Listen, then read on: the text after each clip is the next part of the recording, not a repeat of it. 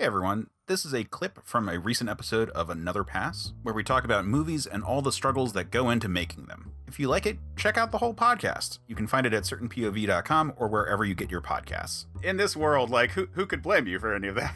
Exactly. I mean, it's not like we're in some sort of weird totalitarian apocalypse where the police are just beating, primates down in horrible ways. Yeah, and forcing them to have injections, even though that's against their culture. Yeah, man, this movie hits different. Hits different. But on that note, what is your association with the Planet of the Apes franchise? So, like, just a weird ass history. Like, I grew up watching the original one on TV, and then like the first VHS I ever bought was Beneath the Planet of the Apes. So, like, I've been on it for a long time, and then I think it was in high school they had like the DVD collection of them all for like $5, and then I think like 5 years ago I bought the regular Blu-ray because this was also $5. Like, yeah, so like I've watched it mostly throughout my life, but I was like older when I watched Escape and Conquest. I still haven't watched Battle yet, so. Battle's rough. I enjoyed it. I think you should watch it. Okay. Eventually, someday I'll watch it. I kind of want to go back and watch the Tim Burton, and like I haven't even watched the last Matt Reeves one yet, so. I'm going to say you definitely should check that first. Yeah. I don't know. Maybe just watch Battle, get it out of the way, because they didn't have a lot of money. So just do it, rip it off like a Band-Aid, and then go watch something that, money was put into. Yeah. And that has actual effects. Yeah, like the Tim Burton one, where Tim Roth. Yes, Eli Roth is Tim Roth is the main bad guy. Yeah. So in prep for this episode, I actually went back and listened to one of our earliest episodes of the show, which was on the Tim Burton one. And I was surprised at one, like, just no matter what, I can always just hear how much I love this franchise every time I'm talking about it.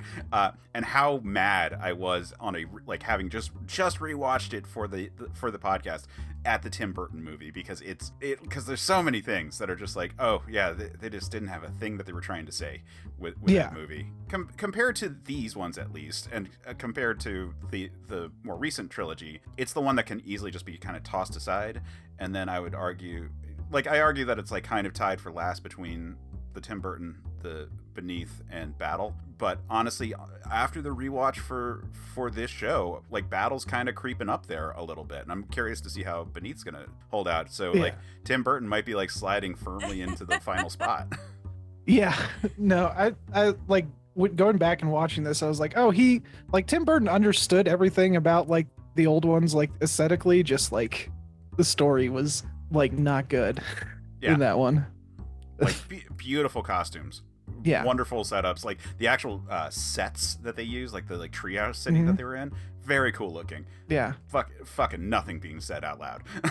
Well, yeah, and then Michael Clark Duncan's character doesn't even show up until Beneath the Planet of the Apes, so I thought that was interesting. When watching it again, I was like, oh, this character doesn't show up until the sequels, so they at least gave a little bit of attention to the sequels. And Caesar is the one monkey that gets lost. Yeah, and there's time travel, which isn't really in the first movie either. It's more of an invention of Beneath to justify a sequel. So yeah, I mean, like, clearly they were familiar with the franchise. It just feels like someone was vomiting up all the things that they remembered about the franchise without trying to actually like get it into the bird's mouth.